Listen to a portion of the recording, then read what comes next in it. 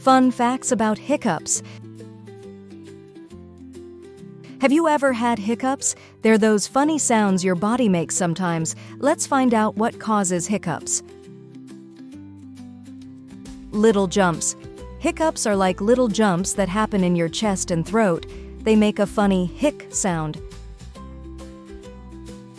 Tricky diaphragm.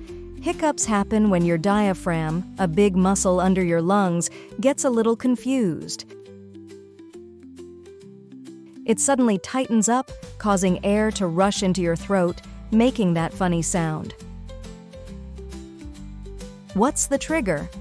Sometimes hiccups happen for no reason at all, but other times they can be triggered by things like eating too fast, drinking fizzy drinks, or feeling excited or nervous. How to stop them? Hiccups usually go away on their own after a little while, but you can try some tricks to make them stop faster, like taking slow, deep breaths, drinking water, or having someone scare you gently, just for fun. Fun facts. Did you know that babies get hiccups even before they're born? It's true.